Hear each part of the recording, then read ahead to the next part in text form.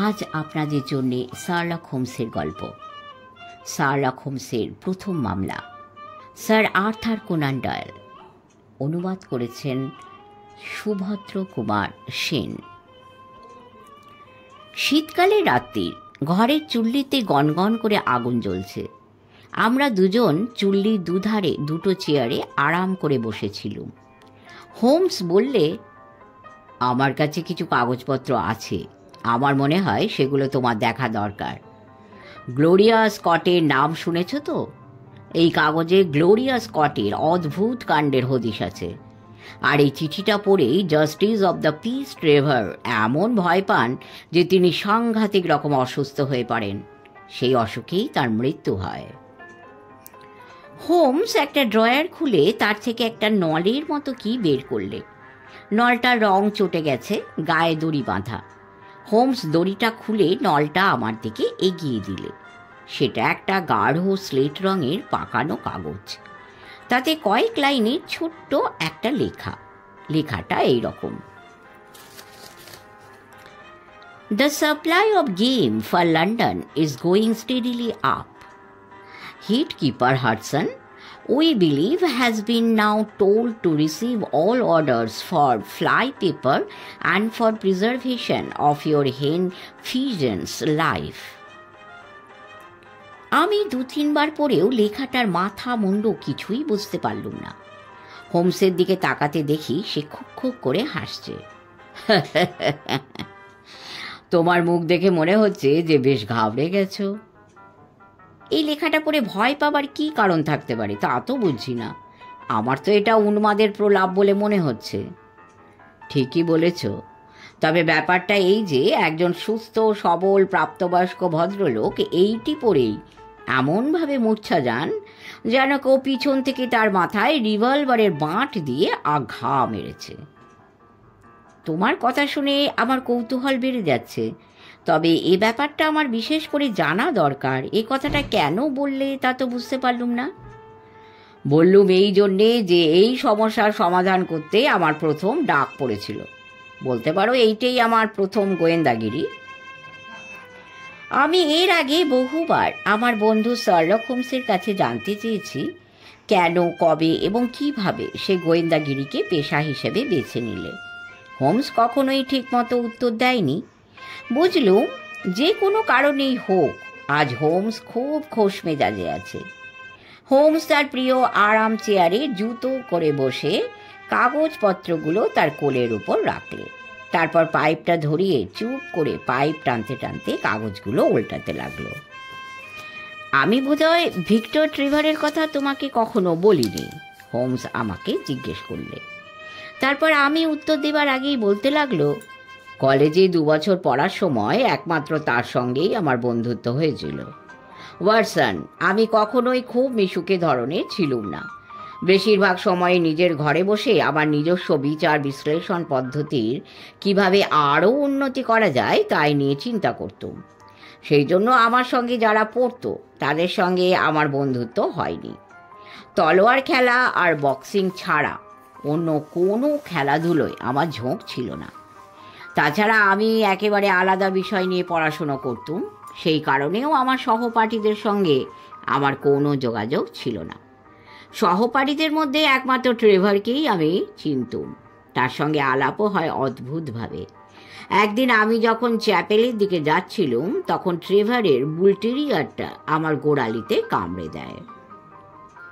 কারোর সঙ্গে বন্ধুত্ব পাতাবার পক্ষে এটা মোটেই ভালো উপায় নয়, তবে আমার বেলায় এটা যাকে বলে বেশ কাজের হয়েছিল। আমাকে পাক্কা 10টি দিন ঘর বন্দি হয়ে থাকতে হয়েছিল। ট্রেভার রোজ আমার খবর নিতে আসতো। গোড়ায় গোড়ায় সে 2-1 মিনিট কথাবার্তা বলেই চলে যেত। তারপর আস্তে আস্তে সে অনেকক্ষণ ধরে গল্প করত। কিছুদিনের মধ্যেই আমাদের বন্ধুত্ব বেশ গভীর হয়ে উঠল। ট্রেভার বেশ মিশুকে ফুর্তিবাজ ছটফটে ছিল। সত্যি কথা বলতে কি, ওর স্বভাব ছিল ঠিক আমার উল্টো। তবে কিছু ব্যাপারে আমাদের মধ্যে মিল ছিল। আমাদের বন্ধুত্বের ভিত আরও পাকা হলো যখন জানতে পারলুম যে ওরও কোনো বন্ধু নেই। শেষকালে একদিন ট্রেভার আমাকে তাদের দেশের বাড়িতে নেমন্তন্ন করল। ওর বাবা নরফোকের ডনিথ্রোপে বাড়ি করেছিলেন। আমি রাজি হলুম। ঠিক হলো যে গ্রীষ্মের লম্বা ছুটিতে আমি 1 মাস ওখানে কাটিয়ে আসব। মিস্টার ট্রেভার বেশ পয়সাওয়ালা আর প্রভাবশালী লোক। তিনি একজন জেপি, তার জমি জমাও অনেক। ব্রডস জেলার ল্যাংমেয়ার শহরের উত্তরে ডনিথ্রপ একটা ছোট্ট গ্রাম। উনি যে বাড়িটায় থাকেন সেটা বেশ পুরনো ধরনের, খোলামেলা বাড়ি। বাড়িটার কড়িবর্গাগুলো সব ওক কাঠের। বড় রাস্তা থেকে বাড়ির দরজায় যাবার পথটা দুধারে লেবু গাছের সারি। বাড়িটার কাছে একটা বিল, সেখানে প্রচুর বুনো হাঁস আর মাছ, যত খুশি শিকার করো। আর সবচেয়ে যেটা আমার ভালো লেগেছিল সেটা হলো বাড়ির বিরাট লাইব্রেরিটা। এই লাইব্রেরিটাও মিস্টার ট্রেভার বাড়ির মালিকের কাছ থেকে কিনে নিয়েছিলেন। ওদের যে রাঁধুনি সে রান্নাবান্না ভালোই করতো, তাই খুঁত ধরা বাতিক না থাকলে যে কোনো লোকের পক্ষে ওই বাড়িতে মাসখানেক থাকাটা খুবই আনন্দের। মিস্টার ট্রেভার বিপত্নিক, আমার বন্ধু তার একমাত্র সন্তান। ওর একটি মেয়ে ছিল, সে বার্মিংহামে বেড়াতে গিয়ে ডিপথেরিয়া হয়ে মারা যায়। মিস্টার ট্রেভারকে দেখেই আমার খুব কৌতূহল হয়েছিল। ভদ্রলোক বেশি লেখাপড়া জানতেন না, কিন্তু খুব বুদ্ধিমান। তার স্বাস্থ্যটিও ছিল খুব ভালো। তিনি ভালো বইটই বিশেষ পড়েননি, তবে শুধু ঘুরেছেন প্রচুর, দেখেছেন অনেক কিছু। আর সেই দেখাশোনার অভিজ্ঞতা তিনি মনেই রাখেননি, তার থেকে শিখেছেন অনেক অনেক জিনিস। বেশ গাঁট্টা গোঁট্টা গড়ন, মাথা ভর্তি কাঁচা পাকা চুল, মুখের রং পোড়া তামাটে। দেখলে বোঝা যায় অনেক ঝড় ঝাপটা সহ্য করতে হয়েছে। চোখের তারাগুলি নীল, তার দৃষ্টি এত ঝকঝকে যে চোখের দিকে তাকাতে ভয় করে। কিন্তু পাড়া প্রতিবেশীরা তো বটেই। ওই অঞ্চলের সব লোক এক বাক্যে স্বীকার করে যে ওর মতো ভালো মানুষ হয় না। সকলকেই উনি সাহায্য করেন। জাস্টিস অব দ্য পিস হিসাবে যতটা করা হওয়া উচিত তাও তিনি হতে পারতেন না। আমি ডনিথ্রপে যাবার কয়েকদিন পরে রাত্রিরের খাওয়া দাওয়া সেরে আমরা কফি খেতে খেতে গল্প করছিলাম। হঠাৎ আমার বন্ধু আমার বিচার বিশ্লেষণ সব কিছু খুঁটিয়ে দেখবার ক্ষমতা, কিভাবে আমি আমার এই ক্ষমতাকে একটা পদ্ধতি হিসাবে গড়ে তুলেছি, সেই সব কথা সাত কাহন করে বলতে লাগলো। সত্যি কথা বলতে কি, এইটাই যে আমার জীবনের পেশা আর নেশা হয়ে যাবে তা আমি তখন জানতাম না। আমি বুঝতে পারছিলাম যে মিস্টার ট্রেভার তাঁর ছেলের কথায় বিশেষ কান দিচ্ছেন না। তিনি ভাবছিলেন যে আমার বন্ধু তিলকে ফাঁপিয়ে ফুলিয়ে তাল করে তুলেছে। মিস্টার ট্রেভার মজা করে হাসতে হাসতে বললেন, হ্যাঁ হোমস, আমাকে দেখে তুমি কি অনুমান করতে পারছো বলো তো শুনি। আমি বললুম, না, খুব বেশি কিছু বলতে পারবো বলে মনে হচ্ছে না, তবে গত বছর থেকে আপনি খুব ভয়ে ভয়ে আছেন। আপনার ধারণা হয়েছে কে বা কারা আপনাকে মেরে ফেলতে পারে। বিশ্বাস করো ওয়াটসন, আমার কথায় ভদ্রলোকের মুখে হাসি মিলিয়ে গেল। তিনি ভ্যাবা চাকা খেয়ে আমার দিকে তাকিয়ে রইলেন। হ্যাঁ, ঠিক বলেছ। তারপর তার ছেলের দিকে ফিরে বললেন, ভিক্টর, জানো গত বছর আমরা যে চোরা গপ্তা শিকারির দলটাকে ধরিয়ে দিয়েছিল, তারা আমাদের ছোড়া মারবে বলে শাসিয়ে বেড়াচ্ছে। এমনকি স্যার এডওয়ার্ড হবিকে ওরা একদিন আক্রমণ করেছিল। তারপর থেকে আমি সব সময় হুঁশিয়ার হয়ে থাকি। কিন্তু এ কথা তুমি জানলে কি করে হোমস? আমি বললুম, আপনার ছড়িটা খুব সুন্দর। লাঠিটার গায়ের লেখা থেকে দেখতে পাচ্ছি এটা 1 বছরও কেনা হয়নি। অথচ দেখছি লাঠির হাতলটা কুড়ে গর্ত করে নিয়ে তাতে লোহা ঢেলে দেওয়া হয়েছে। তার ফলে এটা লাঠিকে লাঠি, আবার হাতিয়ারকে হাতিয়ার। তার থেকে সিদ্ধান্ত করলুম আপনার ওপরে হামলা হতে পারে আশঙ্কা করেই এই ব্যবস্থা আপনি নিয়েছেন। এছাড়া আর কিছু বলতে পারো? হ্যাঁ, তিনি হেসে বললেন, অল্প বয়সে আপনি খুব বক্সিং করতেন। আবার ঠিক বলেছ। এটা কিভাবে জানলে? আমার নাক কি একটু বেঁকা? হ্যাঁ, না না, নাক নয়, আপনার কান দুটো সামান্য চ্যাপ্টা আর পুরু। যারা বক্সিং লড়ে তাদের এইরকমই হয়। আর কিছু? আপনার গায়ের চামড়া যেরকম খসখসে আর পুরু, তার থেকে মনে হয় আপনি এক সময়ে খুব খোঁড়াখুঁড়ি করতেন। হ্যাঁ, সোনার খনিতে কাজ করেই আমি 2 পয়সা উপার্জন করেছি। আপনি নিউজিল্যান্ডে ছিলেন, ঠিক বলেছ। আপনি জাপানেও ঘুরে এসেছেন, হ্যাঁ তাও ঠিক। এক সময় আপনার এমন একজনের সঙ্গে খুবই ঘনিষ্ঠতা হয়েছিল যার নামের আদ্যক্ষর হচ্ছে JA, আর এখন আপনি তার কথা একদম ভুলে যেতে চান। আমার কথা শুনে মিস্টার ট্রেভার চেয়ার থেকে আস্তে আস্তে উঠে দাঁড়ালেন। তিনি আমার দিকে তাকিয়েছিলেন, তার চোখের দৃষ্টিতে একটা অদ্ভুত বিস্ময়ের ভাব। তারপরই তিনি সামনের দিকে হুমড়ি খেয়ে পড়ে গেলেন। ওয়াটসন, হঠাৎ এই কাণ্ড ঘটায় আমি আর আমার বন্ধু দুজনেই বেশ ঘাবড়ে গেলুম। যাই হোক, তার এই ভাবটা বেশিক্ষণ রইল না। আমরা তার জামা টামা আলগা করে চোখে মুখে জলে ছিটে দিতেই তিনি সুস্থ হয়ে উঠলেন। খানিকটা জোর করে হাসবার চেষ্টা করে মিস্টার ট্রেভার বললেন, তোমাদের বোধহয় ভয় পাইয়ে দিয়েছিলুম। আমার চেহারাটা বড়সড় হলেও আমার হার্টের অবস্থা ভালো নয়। একটু উত্তেজনা হলেই এরকম অজ্ঞান হয়ে পড়ি।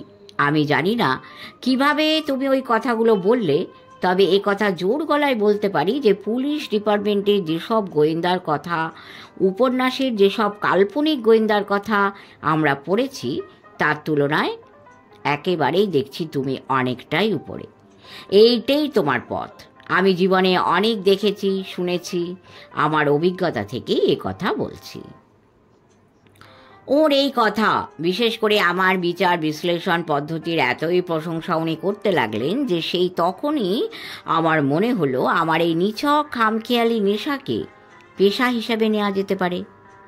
বিশ্বাস করো ওয়াটসন, আমি যে কোনো দিন গোয়েন্দাগিরি করব এটা আমার মাথায় এর আগে আসেইনি। তবে ঠিক সেই মুহূর্তে এইসব কথা ভাবার সময় ছিল না। আমি মিস্টার ট্রেভারকে নিয়ে চিন্তিত হয়ে পড়েছিল। আমি বিব্রত হয়ে বললুম, আশা করি আমার কথায় আপনি মনে কোনো কষ্ট পাননি। না, তবে তুমি আমার মনের একটা দুর্বল জায়গায় আঘাত দিয়েছ। আচ্ছা, সত্যি কথা বলো তো, এই কথা তুমি জানলে কেমন করে? আর এছাড়া আরও কি তুমি জানো? মিস্টার ট্রেভার যদিও হাসতে হাসতে কথাগুলো বললেন, তবু তাঁর চোখের দিকে তাকিয়ে আমি বুঝলুম যে ভদ্রলোক বেশ ভয় পেয়েছেন। আমি বললুম, ব্যাপারটা খুবই সোজা। সেদিন মাছ ধরার সময় আপনি যখন মাছটাকে জল থেকে টেনে নৌকার ওপর তুললেন, তখন আপনার জামার আস্তিন গুটোনো ছিল। তখনই আমি আপনার কনুইয়ের ভাঁজের কাছে উল্কিটা লক্ষ্য করি, আর JA হরফ দুটোও পড়তে পারি।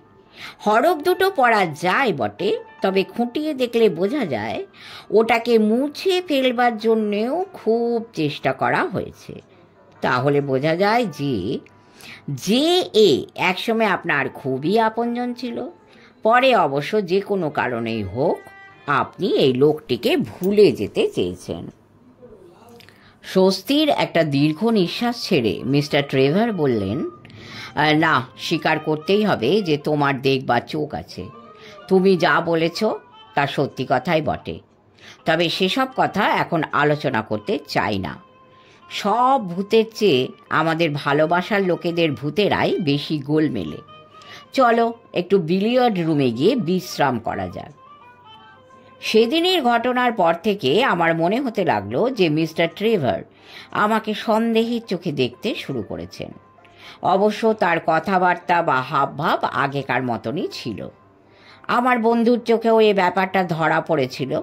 একদিন সে আমাকে বললে, তুমি তো বাবাকে বেজায় ঘাবড়ে দিয়েছ। তুমি যে কি জানো আর কি জানো না সেটাই উনি বুঝতে পারছেন না। মিস্টার ট্রেভার তার মনের ভাব অবশ্যই প্রকাশ করতে চাননি, কিন্তু তিনি ভিতরে ভিতরে এতই চিন্তিত হয়ে পড়েছিলেন যে তার মনোভাব কিছুতেই গোপন করতে পারতেন না। শেষকালে আমার মনে হলো ওখানে থাকা আমার পক্ষে আর ঠিক হবে না। যেদিন আমি চলে আসবো ঠিক করলুম, সেই দিনই আমি চলে আসবার আগে এমন একটা ঘটনা ঘটল যেটা তাৎপর্য বোঝা গিয়েছিল অনেক দিন বাদে। আমরা তিনজন রোদ্দুরে আরাম করে লনে বসে কথাবার্তা বলছিলুম। এমন সময় কাজের মেয়েটি এসে বলল যে একজন লোক মিস্টার ট্রেভারের সঙ্গে দেখা করতে এসছে। ট্রেভার বললেন, কি নাম? নাম বলেনি। তাহলে কি দরকার? সে বলছে যে আপনি তাকে চেনেন, আপনার সঙ্গে তার 1 মিনিটের দরকার। ঠিক আছে, তাকে এখানেই নিয়ে এসো। একটু পরেই একটি লোক এসে হাজির হলো। লোকটার চেহারাটা অদ্ভুত শিরিঙ্গি মতো, হাব ভাব দেখলে মনে হয় যেন মাটির সঙ্গে সিঁটিয়ে রয়েছে। হাঁটার ধরনটা একটু থপথপে। লোকটা সস্তার কোট আর মোটা কাপড়ের ট্রাউজার্স পরেছিল, কোটের বোতাম খোলা। তার লাল কালো ডোরা কাটা শার্টটা চোখে পড়বার মতো। লোকটার পাতলা লম্বাটে মুখে একটা ধূর্ত ভাব। লোকটার মুখে হাসি লেগেই আছে। ঠোঁটের ফাঁক দিয়ে তার হলদে ছোপ ধরা ক্ষয়ে যাওয়া দাঁতগুলো দেখা যাচ্ছিল। লোকটার ফাটা ফাটা হাত দুটো মুঠোর মতো করা, ঠিক জাহাজের নাবিক বা খালাসিদের যেমন হয়। লোকটা যখন লন পার হয়ে আমাদের কাছে চলে এসেছে, তখন মিস্টার ট্রেভারের গলা থেকে একটা অদ্ভুত ঘর ঘর শব্দ বেরিয়ে এলো। চেয়ার থেকে লাফিয়ে উঠে তিনি এক দৌড়ে বাড়ির ভেতর চলে গেলেন। একটু পরেই যখন মিস্টার ট্রেভার ফিরে এলেন, টের পেলুম তার গা দিয়ে ব্র্যান্ডির গন্ধ বেরোচ্ছে। মিস্টার ট্রেভার আগন্তুকের দিকে তাকিয়ে বললেন, বলুন, আমি আপনার জন্য কি করতে পারি? লোকটা চুপ করে দাঁড়িয়ে ঘোলাটে বসে যাওয়া চোখে মিস্টার ট্রেভারের দিকে তাকিয়ে রইল।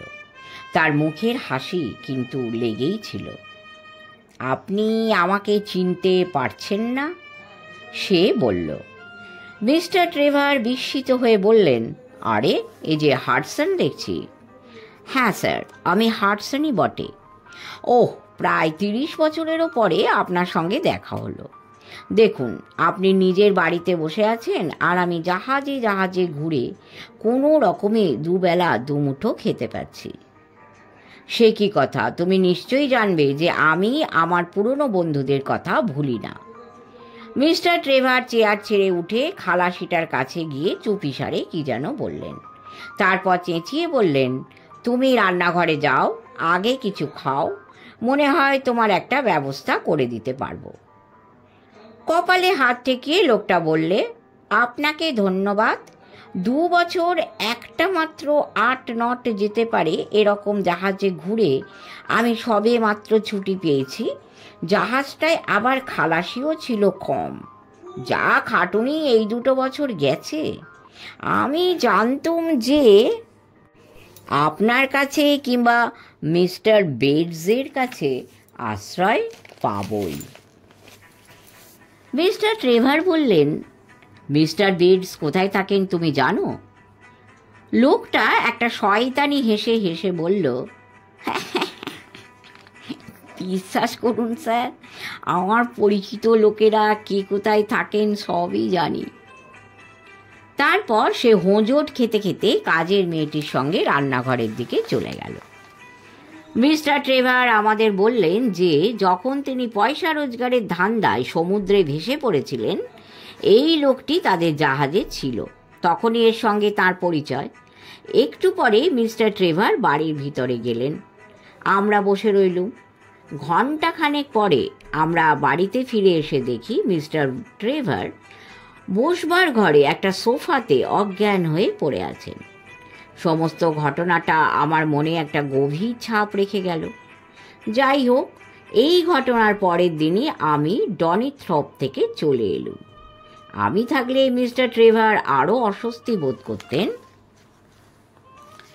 একটুক্ষণ চুপ করে রইল, তারপর ফের শুরু করলো তার কথা। এটা হচ্ছে ছুটির একেবারে গোড়ার দিকের কথা। আমি লন্ডনে ফিরে এলুম। লন্ডনে ফিরে পরে 7 সপ্তাহ আমি কেমিস্ট্রি নিয়ে পড়াশুনো করতে লাগলাম। অর্গানিক কেমিস্ট্রির কতগুলো জিনিস আমার ভালো করে শেখবার দরকার হয়েছিল। ছুটি শেষ হয়ে কলেজ খুলবার সময় হয়েছে। শরৎকাল আসি আসি করছে। এমন সময় ডনিথ্রপ থেকে আমার বন্ধুর একটা জরুরি টেলিগ্রাম এলো। সে লিখেছে যে আমার পরামর্শের ও সাহায্যে তার বিশেষ প্রয়োজন। আমি যেন টেলিগ্রাম পাওয়া মাত্রই ডনিথ্রপে যাই। বুঝতেই পারছো, এই টেলিগ্রাম পাওয়ার সঙ্গে সঙ্গে আমি সব কাজ ফেলে ডনিথ্রপের দিকে পাড়ি দিলুম। আমার বন্ধু আমার জন্য স্টেশনে গাড়ি নিয়ে অপেক্ষা করছিল।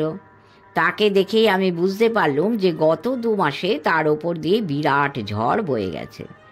চেহারা খারাপ হয়ে গেছে, মুখে চুখে গভীর দুশ্চিন্তার ছাপ। তার সেই প্রাণ খোলা হাসি, চঞ্চল স্বভাব যেন কোথায় মিলিয়ে গেছে। আমাকে দেখে আমার বন্ধু বললে, বাবা বোধহয় আর বাঁচবেন না। সে কি কথা, কি হয়েছে? আমি জিজ্ঞেস করলুম। অ্যাপোপ্লেক্সি, তার স্নায়ুগুলো দুর্বল হয়ে গেছে। আজ তার অবস্থা খুবই খারাপ। বাড়ি ফিরে তাকে দেখতে পাবো কিনা জানি না। তুমি নিশ্চয়ই বুঝতে পারছো যে হঠাৎ এমন কথা শুনে আমি রীতিমতো বিচলিত হয়ে পড়লুম। আমি আমার বন্ধুকে জিজ্ঞেস করলুম, কি করে এই অসুখ হলো? হ্যাঁ, সেইটাই তো কথা। গাড়িতে ওঠো, যেতে যেতে সব কথা বলবো। তুমি চলে যাবার আগের দিন সন্ধেবেলায় যে লোকটা এসে হাজির হয়েছিল তার কথা তোমার মনে আছে কি? খুব মনে আছে। সেদিন কাকে আমাদের বাড়িতে থাকতে দিয়েছিলুম জানো? না, জানি না। আমার বন্ধু উত্তেজিতভাবে বলল, ওই লোকটা হচ্ছে শয়তান। আমি আমার বন্ধুর মুখের দিকে অবাক হয়ে চেয়ে রইলুম। হ্যাঁ, লোকটা আস্ত শয়তান। ও আসবার পর থেকে আমাদের বাড়িতে শান্তি নেই। সেই সন্ধ্যের পর থেকে বাবার মাথা হেঁট হয়ে গেছে। এখন তো তার শরীর একদম ভেঙে গেছে। তার হার্টের অবস্থা খুবই খারাপ। এ সবই হয়েছে ওই শয়তান হাডসনের জন্য। ওর এমন কি ক্ষমতা? আমার বন্ধু বললে, সেইটে জানবার জন্যে আমি সব কিছু করতে রাজি আছি। আমার বাবা সহজ সরল স্বভাবের লোক। কিভাবে তিনি ওই পাজি নচ্ছার লোকটার খপ্পরে পড়লেন সেটা আমার মাথায় ঢুকছে না। যাক, তুমি এসে গেছো, এখন অনেকটা নিশ্চিন্ত বোধ করছি। তোমার বিচার বিবেচনার ওপর আমার 16 আনা আস্থা আছে। আমি জানি তুমি আমাকে ঠিক পরামর্শ দেবে।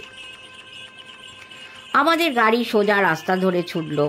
দুপাশে মাঠ, সূর্যের পড়ন্ত আলোয় চারিদিক ঝকমক করছে। দূর থেকে আমার বন্ধুদের বাড়ির চিমনি আর পতাকা ওড়াবার দ্বন্দ্বটা দেখা যাচ্ছিল। বন্ধু বলল, আমার বাবা প্রথমে ওই লোকটাকে বাগান দেখাশোনা করার ভার দিলেন। সেটা ওর তেমন মনোপুত হলো না। তখন ওকে বাটলার করে দেওয়া হলো। আর যাবে কোথা? গোটা বাড়িতে তাণ্ডব চলতে লাগলো। যা ইচ্ছে তাই করতে লাগলো। বাড়ির কাজের লোকেরা চটে গেল। লোকটা নেশা করে, তারপর সকলকে গালাগালি করে। ওরা হয়তো চাকরি ছেড়ে চলেই যেত। বাবা ওদের মাইনে বাড়িয়ে দিলেন। লোকটা যখন খুশি বাবার সবচেয়ে ভালো বন্দুকটা নিয়ে নৌকোয় চেপে শিকার করতে যেত। বলার প্রয়োজন মনে তো করতোই না, উল্টে এমন একটা অবজ্ঞা আর তাচ্ছিল্যের ভাব দেখাতো যে এক এক সময় আমার মনে হতো ওর মাথাটা ফাটিয়ে দিই। আমি ওকে ভালো রকম উত্তম মধ্যমে দিয়ে দিতুম যদি ও আমার সমবয়সী বা আমার চাইতে ছোট হতো। বিশ্বাস করো হোমস, নিজেকে সামলে রাখা আমার পক্ষে খুবই শক্ত হতো। তবুও নিজেকে সংযত রেখেছি। এখন মনে হচ্ছে তখন যদি ভালো মানুষই করে চুপচাপ না থাকতুম তাহলেই বোধহয় ভালো হতো। একটুক্ষণ চুপ করে রইল বন্ধুটি। তারপর বলল, যাই হোক, অবস্থা ক্রমেই খারাপ হতে লাগলো। হাডসন ছুঁচোটার দৌরাত্ম্য দিনকে দিন বাড়তেই লাগলো। একদিন হলো কি, আমার সামনে ও লোকটা বাবার কথার এমন অসভ্যের মতো জবাব দিল যে আমি ওকে ঘাড় ধরে বাইরে পাঠিয়ে দিল। লোকটা ঘর থেকে বেরিয়ে গেল। রাগে ওর মুখটা কদাকার হয়ে গিয়েছিল। ওর চোখ দুটো দেখে মনে হচ্ছিল যেন সাপের চোখ। তারপরে বাবার সঙ্গে ও লোকটার কি কথাবার্তা হয়েছিল জানি না, তবে পরদিন বাবা আমাকে বললেন যে আমি যেন আমার ব্যবহারের জন্য হাডসনের কাছে ক্ষমা চাই। তুমি নিশ্চয়ই বুঝতে পারছো যে আমি রাজি হলুম না। উল্টে আমি বাবার কাছে জানতে চাইলুম যে এই ধরনের একটা পাজি লোককে এভাবে আশকারা তিনি কেন দিচ্ছেন। বাবা বললেন, অনেক কথা বলা সোজা, কিন্তু তুমি তো আমার অবস্থা জানো না ভিক্টর। একদিন তুমি সব কথাই জানতে পারবে। যাই ঘটুক না ঘটুক সব কথা তুমি জানতে পারো। সে ব্যবস্থা আমি করে যাব। তুমি নিশ্চয়ই তোমার বাবার সম্বন্ধে খারাপ কিছু ধারণা করবে না বলেই বিশ্বাস করি। আমি বুঝতে পারলুম যে বাবা খুবই বিচলিত হয়েছেন। এরপর তিনি নিজের ঘরে চলে গেলেন। তারপর সারাদিন ঘর থেকে আর বেরোলেন না। বাবা কি করছেন উঁকি মেরে দেখতে দেখলুম তিনি খুব মন দিয়ে কী সব লিখছেন। সেই দিন সন্ধেবেলায় আমাদের মুক্তি হলো বলে মনে হলো। হাডসন বলল যে সে এখান থেকে চলে যেতে চায়। খাওয়া দাওয়ার পর আমরা খাবার ঘরেই চুপচাপ বসেছিলুম। হঠাৎ হাডসন এসে হাজির। সে জড়ানোভাবে বললে যে সে চলে যাবে।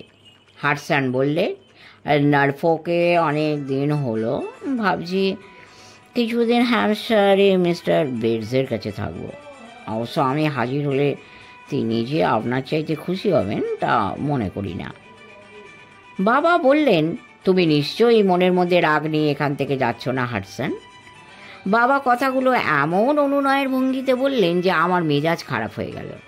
আমার দিকে তাকিয়ে লোকটা কর্কশভাবে বলল, আমার কাছে এখনো ক্ষমা চাওয়া হয়নি। বাবা বললেন, ভিক্টর, তুমি নিশ্চয়ই স্বীকার করবে যে হাডসনের সঙ্গে তুমি খুবই দুর্ব্যবহার করেছ। আমি বললুম, না, বরঞ্চ আমি মনে করি যে আপনি একে অকারণে আশকারা দিয়ে মাথায় তুলেছেন। আমার কথা শুনে লোকটা বললে, ও তাই নাকি? হ্যাঁ তাই নাকি? খুব ভালো, শেষ পর্যন্ত বোঝা যাবে কত ধানে কত চাল। এরপর লোকটা ঘর থেকে বেরিয়ে গেল। এর আধ ঘন্টা পরে লোকটা আমাদের বাড়ি থেকে চলে গেল। ও চলে যাওয়ায় বাবা ভীষণ অস্থির হয়ে পড়লেন। রাতের পর রাত আমি শুনতে পেতুম তিনি ঘরের ভেতর পায়চারি করছেন। এই রকম করে দিন কাটতে লাগলো। আস্তে আস্তে বাবার সেই অস্থির ভাবটা কেটে গেল। তিনি আবার আগের মতোই হাসি খুশি ফুর্তিবাজ হয়ে উঠছিলেন। এমন সময় বিনা মেঘে বজ্রপাত হলো। আমি আমার বন্ধুকে থামিয়ে বললুম, কি হলো? একটা আশ্চর্য ব্যাপার ঘটল। গতকাল সন্ধ্যের ডাকে বাবার একটা চিঠি এলো। চিঠিটায় ফোর্ডিং ব্রিজ পোস্ট অফিসের ছাপ মারা। বাবা চিঠিটা পড়লেন, তারপর দুহাত দিয়ে নিজের মাথাটা চেপে ধরে ঘরের মধ্যে পাগলের মতো বৃত্তাকারে দৌড়াতে লাগলেন। আমি যখন তাকে ধরে জোর করে সোফায় বসিয়ে দিলুম তখন তার চোখের দৃষ্টি ঘোলাটে, মুখটা সামান্য বেঁকে গেছে। বুঝলুম যে বাবা স্ট্রোক হয়েছে। খবর দেওয়া মাত্রই ডক্টর ফর্ডহ্যাম এসে হাজির হলেন। আমরা দুজনে ধরাধরি করে বাবাকে শুইয়ে দিলুম। ততক্ষণে তার পক্ষাঘাত হয়ে গেছে। তারপর থেকে তার আর জ্ঞান ফেরেনি। বাবা বাঁচবেন বলে আমার মনে হচ্ছে না। ভিক্টর, তোমার কথা শুনে তো ভয় হয়ে যাচ্ছে, কিন্তু চিঠিটায় এমন কি মারাত্মক কথা ছিল যা পড়েই উনি এমন অসুস্থ হয়ে পড়লেন? আর বাঁচবেন কিনা সন্দেহ। কিছুই না, আর রহস্যটা তো এইখানেই। চিঠিটায় যা লেখা আছে তার না আছে মাথা, না আছে মুন্ডু, একদম বাজে। হে ভগবান, এই ভয়টাই আমি করেছিলুম। আমরা ভিক্টরের বাড়ির কাছাকাছি এসে পড়েছিলুম। ভিক্টরের কথায় বাড়িটার দিকে তাকাতে দেখলুম বাড়ির সব জানলার পর্দা ফেলে দেওয়া হয়েছে। আমরা গাড়ি থেকে নেমে ছুটতে ছুটতে সদর দরজার দিকে গেলুম। দুঃখে আমার বন্ধুর চোখ মুখ কুঁচকে গিয়েছিল।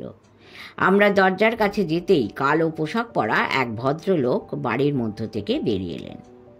বন্ধুটি বলল, ডাক্তারবাবু কখন? ডাক্তারবাবু বললেন, তুমি যাবার একটু পরেই। বাবার জ্ঞান ফিরেছিল কি? একটু থেমে ডাক্তারবাবু বললেন, হ্যাঁ, মারা যাবার ঠিক আগে। আমাকে কি খুঁজেছিলেন? বলে গেছেন, কাগজপত্র সব জাপানি আলমারির পিছনের দেরাজে আছে। যে ঘরে তার বাবার মৃতদেহ ছিল, ডাক্তারবাবুর সঙ্গে আমার বন্ধু সে ঘরে গেল। আমি বাইরের ঘরে বসে সব কথা মনে মনে ভাবতে লাগলুম। আমার মনের মধ্যে একটা অস্থিরতা দানা বেঁধে উঠেছিল। এই ট্রেভারের অতীত জীবনে কি গোপন কথা আছে? কেনই বা তিনি নিজেকে এইভাবে একটা খারাপ লোকের হাতের পুতুল করে তুলেছিলেন? কেন তার হাতে ঘষে উঠিয়ে দেওয়া উল্কির কথা বলতে তিনি অজ্ঞান হয়ে পড়েছিলেন? ফোর্ডিং ব্রিজ থেকে একটা সামান্য চিঠি আসাতেই কেন এমন সাংঘাতিক অসুস্থ হয়ে পড়লেন যে তাতেই তিনি মারা গেলেন?